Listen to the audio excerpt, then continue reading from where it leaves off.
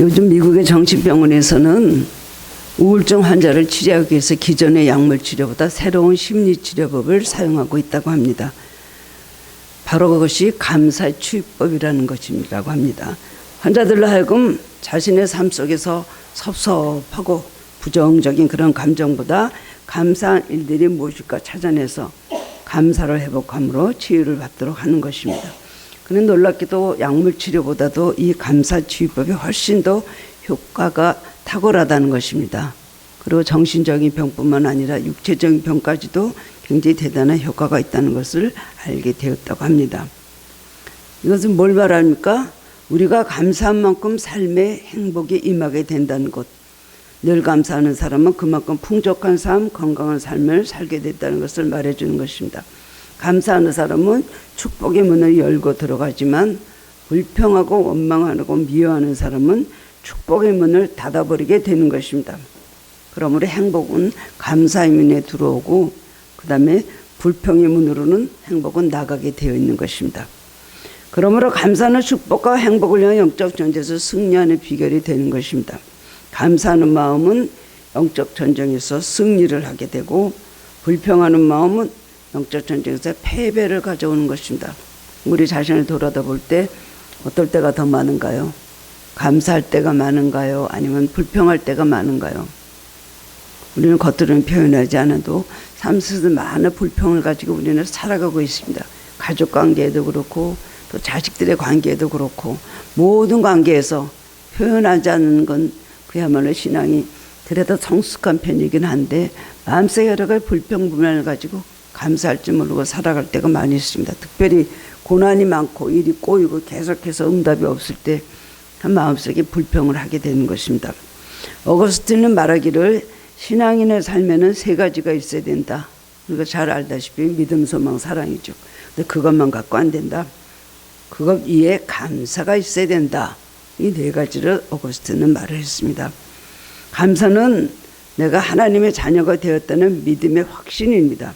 그리고 하나님께서 베풀어 주신 사랑에 대한 우리의 반응이에요. 감사할 때 하나님 이것도 사랑입니다 하고 반응하는 것이 바로 감사라는 것입니다. 소망 속에 살아가게 하신 하나님께 드리는 신뢰의 고백인 것입니다. 감사는 하나님의 신앙 전체를 우리가 표현하는 것이라고 할 수가 있습니다. 초등학생들에게 1년에 달은 몇 번 동안 둥굽니까? 라고 물어보면 다 대답하기를 1년에 12번이 둥굽니다. 왜 그래요? 보름달을 생각하고 12번이 둥글다 그러죠. 그러나 사실은 보이는 환한 면보다 보이지 않는 어두운 면, 그 부분도 다 다른 것입니다. 그냥 어두운 면이 뒤에 숨어있기만 뿐이지 초생달에도 나머지 부분은 여전히 다른 환하게 빛나고 있는 것입니다. 1년 내내 둥근 것입니다. 남극의 빙산은 어떻습니까? 수면의 10분의 1만 보이고 나머지 10분의 9는 바닷속에 있어서 보이지 않습니다. 근데 보이는 빙산보다 보이지 않는 부분이 훨씬 더 큰 것입니다. 우리는 보이는 부분과 바닷속에 잠겨있는 큰 부분을 모두 포함해서 빙산이라고 부릅니다.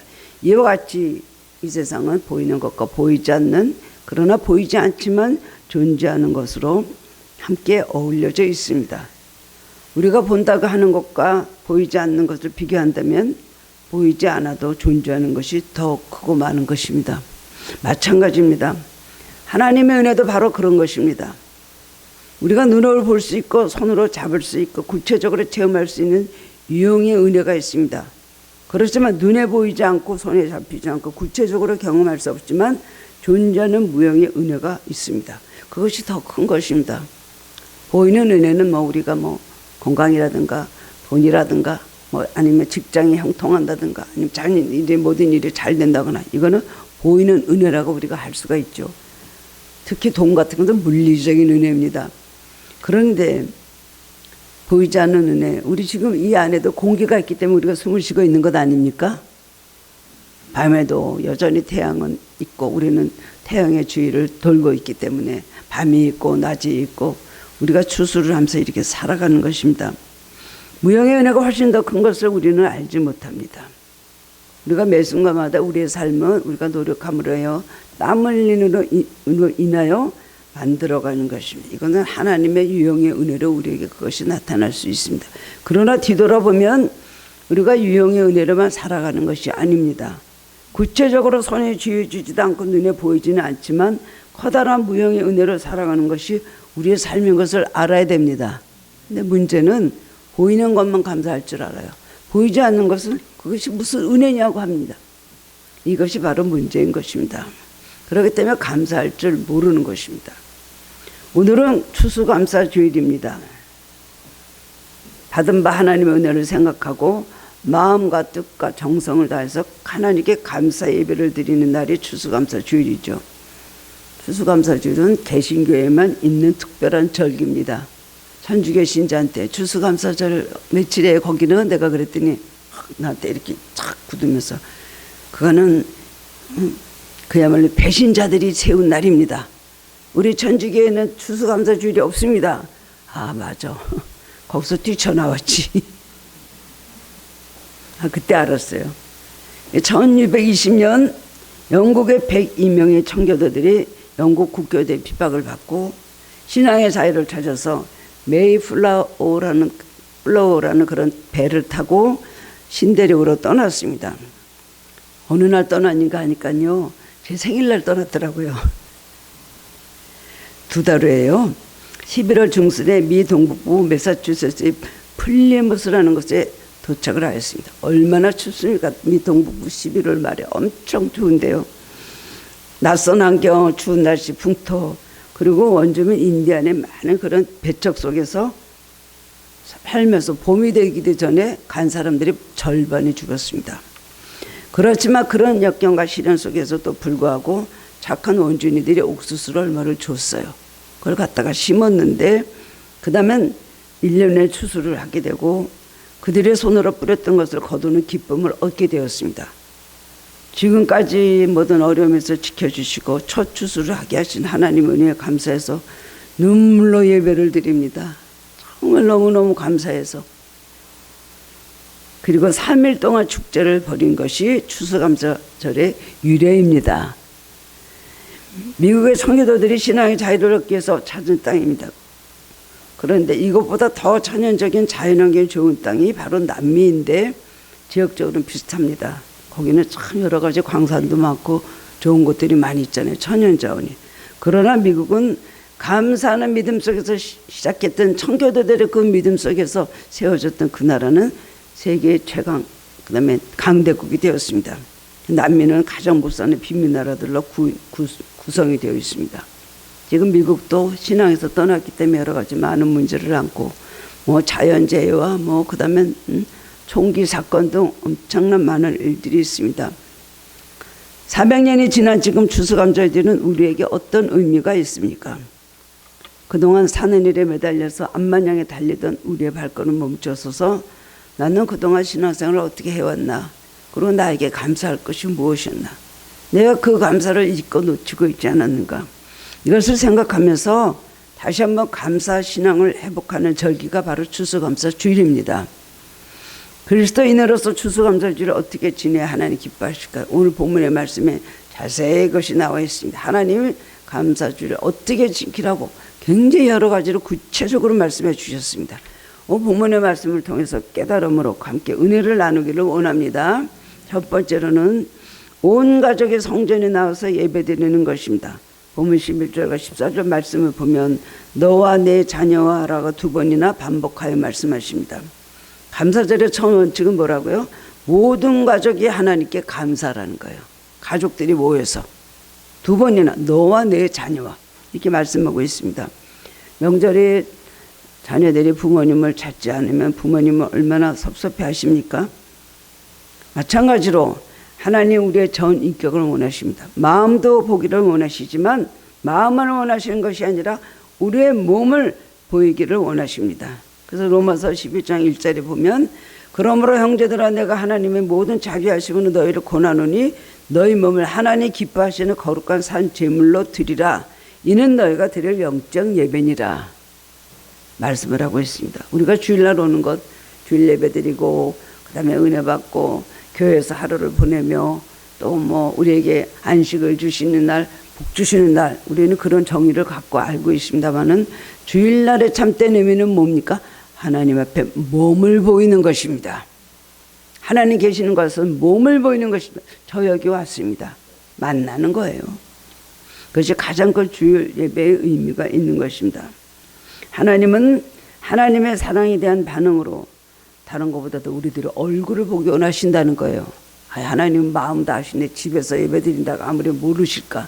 내가 뭐 교회만 가지 않았지 뭐 내가 예배를 안 드리는가? 그렇지 않습니다. 나와서 주님 옆에 얼굴을 또 이렇게 보이고 몸을 보이고 하나님 만나러 와 있는 그 자체를 하나님께서 기뻐하신다는 겁니다.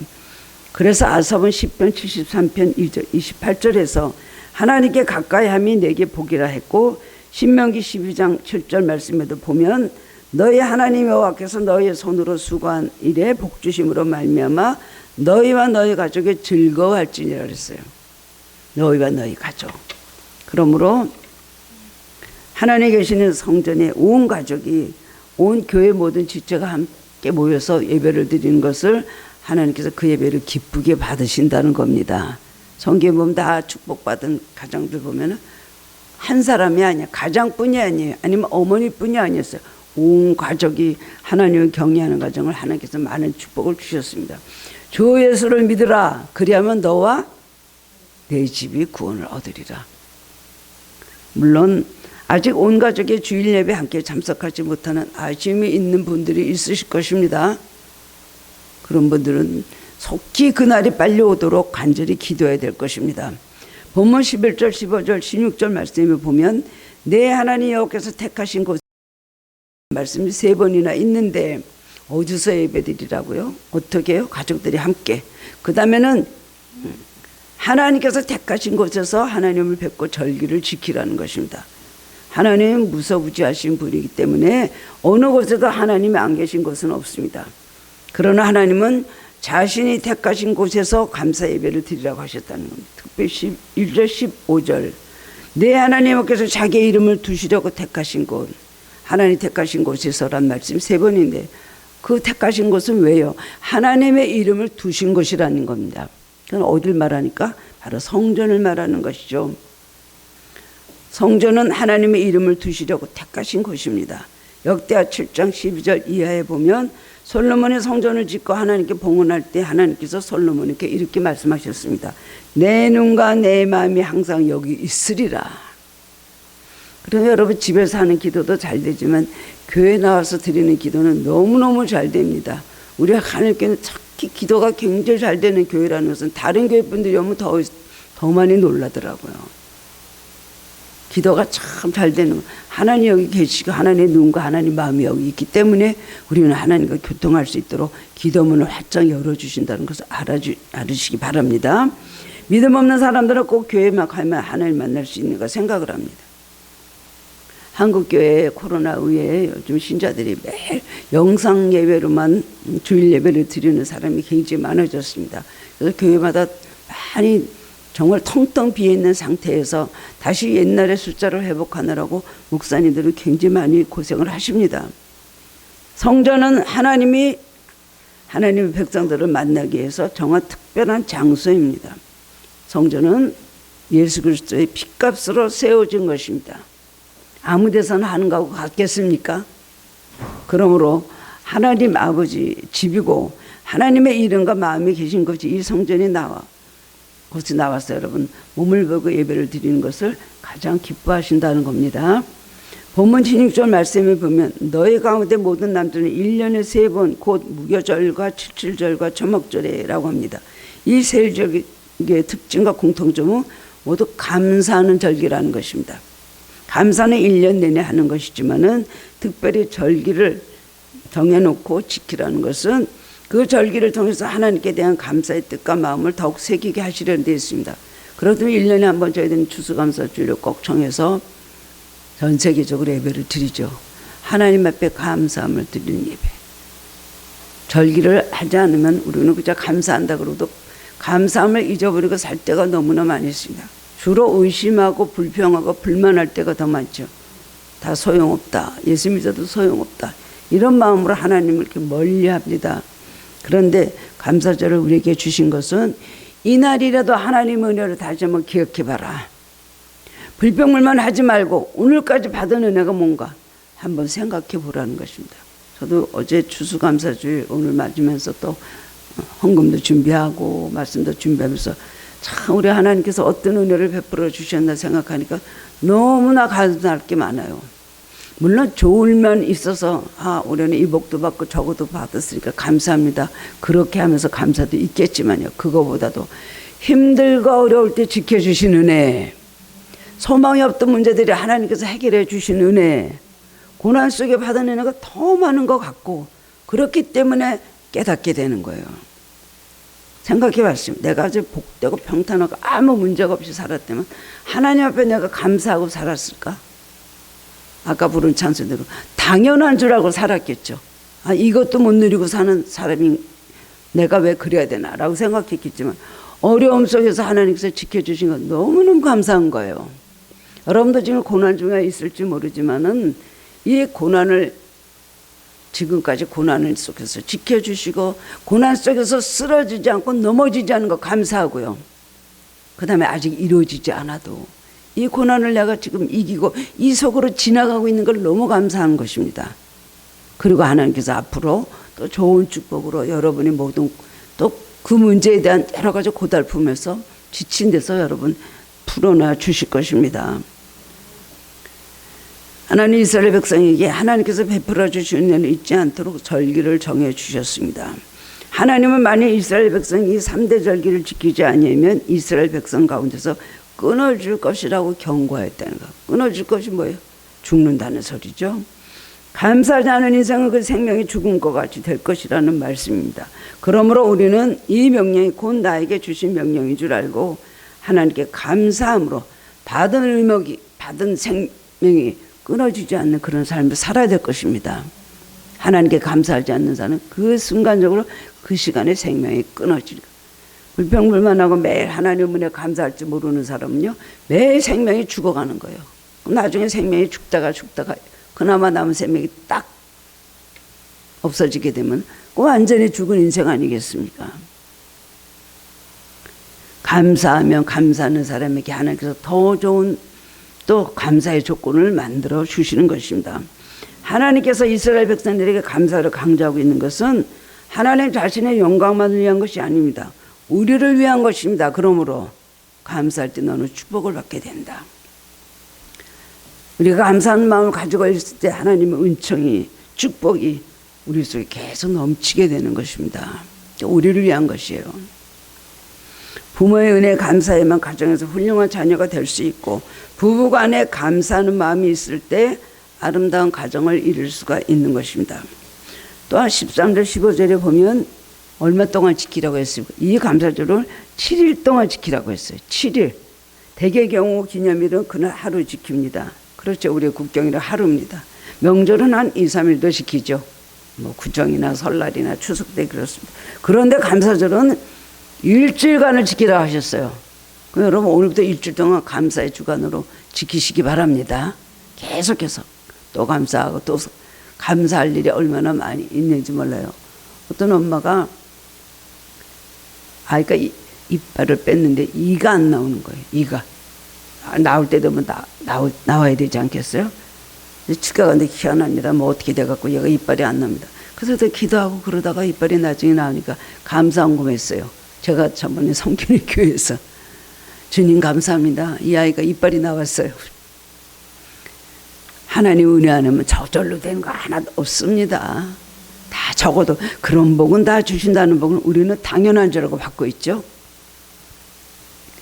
우리는 하루뿐만 아니라 하나님께서 감사로 채워주는 한 주간을 지내야 될 것입니다. 한 주간뿐이겠어요? 1년 아니면 평생을 하나님께 감사하는 마음으로 살아야 된다는 것입니다. 그러면 무슨 은혜를 감사할까요? 나한테 무슨 은혜가 있을까? 여러분 지금 생각하는 분들도 있을 것입니다. 그럼 무슨 은혜를 받았나? 이렇게 사는 게 죽지 못해 살고 진짜 뒤로 자빠져도 코가 깨지는 삶인데 내가 뭘 감사할 수 있을까? 라고 의문을 가지고 있는 분도 있을 것입니다. 첫 번째로는 우리 영혼을 구원해 주신 하나님께 감사해야 돼요. 그거를 인정하지 않으면 어떻게 그리스도인이라고 할 수가 있습니까? 우리를 구원해 주신 그 은총에 대한 감사가 있어야 되고 감격이 있어야 되는 것입니다. 우리가 예수 믿지 않았다면 어떤 삶을 살고 있을까요? 물론 죽은 다음에 우리는 구원받을 수 없고 마땅히 갈 것이 바로 곧장 지옥입니다. 그런데 어떤 분들은 술의 노예가 돼가지고 지금쯤 완전히 위가 빵꾸가 났던가 폐인의 삶을 살고 있었을 수도 있습니다. 어떤 분은 끊지 못하는 도박이나 마약이나 세상 쾌락에 빠져서 지옥에 갈 운명으로 살아서도 죽어서도 지옥 갈 운명으로 살고 있을 수도 있습니다. 사람이 비교적 건전하고 모범적인 삶을 살았다고 해도 구원받는 것은 아닙니다. 십자의 공로를 믿음으로 우리가 구원받고 영원의 영생을 허락받게 되는 것입니다. 나를 구원해 준 은혜에 대한 감사, 이것은 다른 것하고 우리는 비교할 없이 큰 은혜인 줄 알아야 됩니다. 우리가 세상에 살면서 모릅니다. 육신으로 살기 때문에 지옥이란 거 말만 들었죠. 천국이란 것도 말만 들었죠. 굉장히 나쁜 것이고 굉장히 좋은 것 이거밖에 모르죠. 그날이 우리에게 도래해 왔을 때 나를 구원해 주셔서 나를 이렇게 천국으로 인도해 주신 하나님은 얼마나 감사할까. 그때 가서 우리는 말로 표현할 수 없는 은혜. 우리는 하나님 앞에 감사하는 건 미래에 서서 지금을 보면서 감사하는 것입니다. 근데 현재만 보니까 감사할 수가 없는 거예요. 두 번째로는 현실 속에 베풀어 주신 복 우리도 받고 살고 있으므로 감사해야 됩니다. 교회 안에서 주신 영적인 복을 먼저 감사해야 되겠죠. 교회에서 직분을 주셨다면 감사할 일입니다.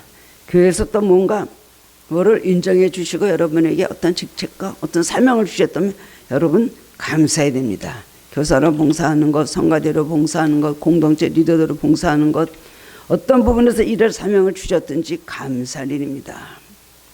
이제 천국의 상급과 이어집니다. 주신 사명 잘 감당해 보세요. 천국에서 엄청난 상급으로 이어진다는 것입니다. 금년에 또 처음 예수를 믿으셨으니까 정말 감사할 일이죠. 여러분의 이름이 하나님의 생명책에 영원히 기록이 되고 인생 최고의 복받는 길이 열린 것인 줄 알고 감사해야 되는 것입니다. 생활 속에서도 육적으로 받은 복 많이 있습니다. 부족한 건 많이 있지만 건강을 지켜주셨고 소득을 주셨고 위기 때 도와주셨고 자녀들을 축복하셨고 굉장히 심한 병마가 있었지만 하나님께서 또 고쳐주셨으면 그거 감사한 일입니다. 하루 세끼 먹는 것도 감사하고 그리고 주기도문에 일용할 양식 주시고 왜 좋은 것 많이 진주성찬 주시라고 기도를 안 시켰을까요? 감사할 줄 알아라는 겁니다. 하루 세끼도 일용할 양식도 하나님께서 주시기 때문에 먹고 사는 겁니다. 아프리카 죽어가는 애들이 얼마나 많습니까? 자녀들 축복해 주니 감사하고요. 하나님이 지금까지 우리를 보호하시고 지켜주셨기 때문에 오늘도 성전에 나와서 예배를 드리는 것입니다. 이 세상이 얼마나 악합니까? 사고가 얼마나 많습니까? 그런데 우리와 우리 가정 하나님께서 지켜주심으로 오늘 우리가 다 살아있는 것인 줄 아시기를 바랍니다. 당연한 것 아닙니다. 불평하고 원망했던 것, 더 위로 올려다 욕심 부리면서 매일 모자랐던 것 같고 쳐다봤던 우리들, 그것을 회개하시고 베풀어 주는 은혜에 우선 먼저 감사하시기 바랍니다. 하나님께서 그럴 때 더 많은 것을 부어주신다고 약속을 하셨습니다. 세 번째로는 주실 복을 생각하고 감사해야 되는 것입니다. 오늘 본문 15절에 보면 내 하나님 여호와께서 내 모든 소출과 내 손으로 행한 일의 모든 일에 복 주실 것이니. 자, 구체적으로 정확하게 말씀해 주시죠. 솔직하게 복 주실 것이니. 이건 뭐예요? 지금 복을 받지 않았다 할지라도, 아직 복이 오지 않았다 할지라도 앞으로 복 주실 것을 믿고 미리 감사하라는 것입니다. 복을 주실 건데 그걸 안 믿는 거예요. 지금 없으니까 하나님 나한테 이럴 수 있으니까 인제까지 십니다. 뭐 때로는 잔인하십니다. 이런 말을 막 함부로 뱉는데요. 잘못된 것입니다. 자녀들에게 부모는 뭐든지 다 주려고 하잖아요. 다 알고 있습니다. 입으로 말해서도 알고 있고 말 안 해도 알고 있고 무엇이 필요하지 않단 말이에요. 그러나 아직은 줄 때가 아니다. 지금 저거 주면 안 되겠지. 어린아이에게 면도칼 주는 엄마가 있습니까? 다 알고 있지만 필요할 때 주시는데 또 불평불만하고 부모의 고마움을 모르는 아이한테는 안 주고 싶죠. 너 그러지 마. 감사함을 알고 부모에게 와서 겸손하게 두 손 내밀고 다 주세요 해라. 그렇게 가르치지 않습니까? 그거 안 하기 때문에 하나님께서 너는 줘도 고마울 줄은 모르냐. 감사할 줄 아는 사람에게 하나님께서 축복을 해 주시는데 그렇게 할 때 너에게 축복을 주실 것이다 말씀을 하셨잖아요. 그러니까 하나님 마음을 알고 현재는 모든 것이 고통스러워도 앞으로 주실 미래에 대한 믿음을 가지고 감사라는 것입니다. 감사는 과거에도 감사, 현재 주시는 은혜도 감사, 앞으로 베푸실 은혜에 대한 감사, 이 세 가지를 다 감사하는 것이 감사라고 할 수가 있습니다. 복 주실 것을 믿고 시인하면 그것을 시인하는 믿음이 있기 때문에 그래서 벌써 축복해 주시는 거예요. 민수기 14장 28절에 보면 너희 말이 내 귀에 들린 대로 내가 너에게 시행하리라고 하셨고요. 마태복음 8장 13절에 보면 예수님께서 백부장에게 이르시되 가라 내 믿은 대로 될지어다 하더니 그 시간에 즉시 하인이 집에서 병이 낫다 그랬어요. 지금은 힘들지만 아직 영적 싸움이 남아있지만 기도가 안 이루어졌지만 끝에 가서 이루어질 줄 믿고 미리 감사하라는 것입니다. 세 번째로는 어떤 마음으로 감사해야 될까요? 첫 번째로 예물을 즐거운 마음으로 하나님께 드려야 한다고 했습니다.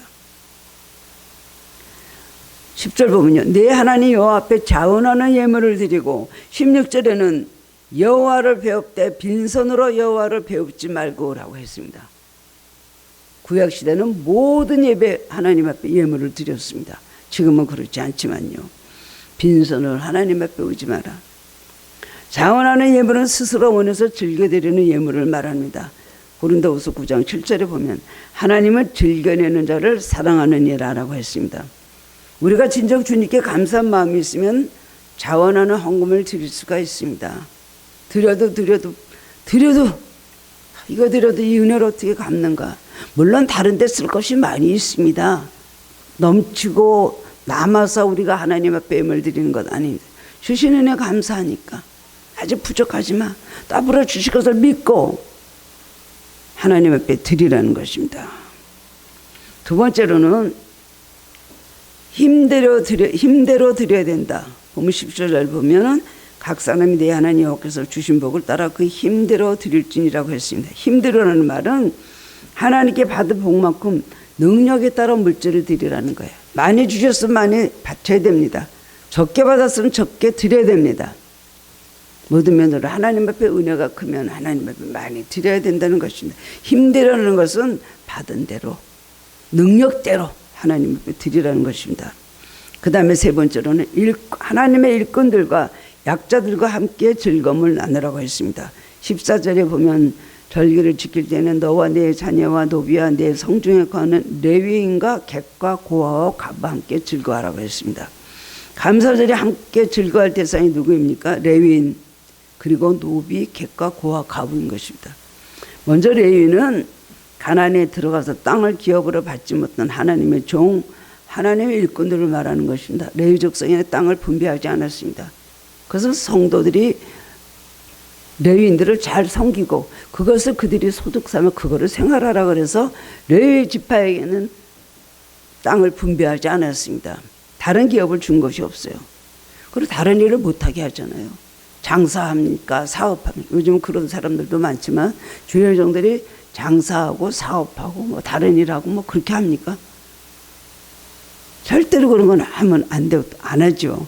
백성들은 제사장의 생활에 필요한 모습을 공급해드리고 생활을 책임지라고 하나님께서 그랬습니다. 제사장의 레위인은 하나님 세운 자들이기 때문에 그들과 함께 기뻐하는 것을 곧 하나님이 원하신다는 겁니다. 좋은 것을 함께 하라. 기쁘고 감사한 일 있을 때마다 주의 종들과 함께 그 기쁨을 나누라고 성경은 많이 가르치고 있습니다. 갈라디아서 6장 6절에 보면 가르침을 받는 자는 말씀을 가르치는 자와 모든 좋은 것을 함께 하라 라고 가르치고 있습니다. 또한 노비와 객과 고아와 가부와 기쁨을 나누라고 했습니다. 이스라엘 백성 중에서 가장 빈곤하고 연약했겠중의 사람들이 바로 그 사람들입니다. 하나님은 가장 가난하고 소외된 이웃들에게 감사할 것을 주셔서 함께 즐거워하라고 하셨습니다. 하나님과의 관계에서도 감사함으로 관계를 새롭게 해야 되겠지만, 감사절은 가난하고 어려운 형제들을 도우면서 그들과의 관계도 새롭게 하라는 것입니다. 나보다 가난한 형제들을 불쌍히 여기고 긍휼히 여기라는 것입니다. 그다음 감사절에 저기 장애인들이 있는데 가고, 그 다음에 또 뭐 고아원 가고 양로원 가고, 예전에는 교회들마다 주일 추수감사 주일에 굉장히 그걸 행사를 많이 했습니다. 그리고 나머지는 시간에 전도로 나가고 많은 그런 전례가 있었습니다. 하나님께서는 예배하는 것뿐만 아니라 이 땅에 가난한 사람들을 돌볼 수 있는 감사자들이 되기를 원하고 있습니다. 하나님께서 이스라엘 백성이 감사하는 절기를 지키라 하신 이유는 감사하는 사람은 하나님을 영화롭게 하기 때문입니다. 시편 50편 23절에 보면 감사로 제사를 드리는 자가 나를 영화롭게 한다. 그리고 그에게 나의 구원을 보이겠다고 말씀하셨어요. 참된 신앙인과 아님의 차이는 얼마나 하나님께 감사하고 하나님을 영화롭게 하느냐 아니냐의 차이라고 할 수가 있습니다. 불신자는 하나님께 감사하거나 하나님을 영화롭게 하지 않을 뿐더러 자신이나 우상에게 영광을 돌립니다. 자기를 위해서만 삽니다.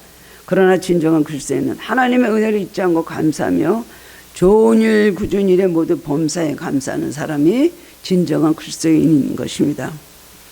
절기와 주일은 그날 자체를 위해서 있는 것이 아니고 우리에게 복 주기 위해서 하나님께서 정해놓은 날입니다. 출애굽기 34장 24절에 보면 오늘 하나님의 명령대로 주일과 절기를 지키는 자에게는 복의 복을 주신다고 약속을 하셨습니다. 아무쪼록 이 추수감사 주일에 그동안 하나님께 받은 은혜가 많은데 감사하지 못한 것을 회개하시기 바랍니다. 욕심이 많으면 감사하지 못합니다. 오늘 요만큼 되면 더 그 다음에 또 이만큼 크면 더 욕심이 있습니까? 전교에서 꼴찌하던 엄마가요 3등으로 성적이 올라가니까 감사하더라고요. 꼴찌는 아니잖아요. 그다음 반에서 꼴찌하다가 그때서 또 한 2등 이렇게 내리니까 내가 반 꼴찌는 아니에요. 그때는 그 엄마의 목적이 뭐겠어? 소원이 꼴찌만 하지 않게 주옵소서. 근데 성적이 막 그 엄마가 기도하다가 올라갔거든요. 나중에는 뭐 반에서 10등 하니까 10등이 뭐냐고 5등이 하는 거냐고 막 그러면서 투덜투덜 거리는 그런 집사님이 있었습니다. 범사에 감사해야 됩니다. 좋은 일에도 감사, 나쁜 일에도 감사. 여러분 지난 날을 한번 쭉 돌아보십시오. 저도 어제 가만히 지난 날을 돌아보니까 정말 하나님께서 은혜가 아닌 게 없더라고요. 나빴던 것도 다 은혜입니다. 그랬기 때문에 이렇게 된 것입니다. 우리가 그렇지 않고 맨날 좋고 원하는 것만 줬다면 신앙이 됐겠어요? 무슨 기도를 그렇게 열심히 했겠어요? 하나님 그렇게 열심히 찾았겠어요? 혼자 잘난 줄 알고 교만하고 높아지고 긴장감 다 없애버리고 그러고 살아왔을 것입니다. 모든 것이 하나님의 은혜입니다. 우리가 영원히 찬양할 노래설에 주님의 사랑 기합니다. 하나님의 은혜 너무 감사합니다. 지금부터 영원히 하나님 앞에 감사하는 신앙인들 되시기를 주님의 이름으로 축원합니다. 사랑의 주님 은혜를 감사합니다. 지금 11월 중순인데요.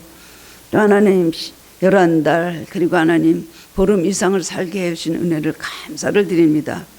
우리가 매스컴을 보면 얼마나 불행한 사람들이 많이 있습니까? 길 가다가 칼에 찔려서 죽고 지나가다가 돌이 떨어져 죽고 너무나 생각하지 못하게 슬픈 일들 많이 당하는데 물론 극단적인 얘기긴 하지만 우리라고 거기서 절대로 벗어날 정도로 우리가 의롭고 공로가 있는 자들입니까? 그렇지 않습니다. 그런데도 불구하고 우리를 지켜주시며 감사합니다. 하나님의 은혜가 아니면 한순간도 살 수 없는 걸 저희들이 인정하고 시인하고 고백하는 신앙의 사람들 되게 하여 주옵소서. 감사를 죄를 지내는 자를 하나님께서 기뻐하십니다. 감사를 죄를 지내는 자는 환난 날에 나를 부르라고 하셨습니다. 환난 날에 우리가 해야 될 일은 원망, 불평, 짜증, 고민, 걱정, 절망이 아니라 환난 날일수록 하나님의 이름을 부르며 베푸시는 은혜 찾아서 감사하는 믿음으로 모든 일이 더욱더 형통하며 우리의 기도가 이루어지는 축복을 받게 하여 주시옵소서. 감사드렸고 예수 그리스도 이름으로 기도드리옵나이다. 아멘.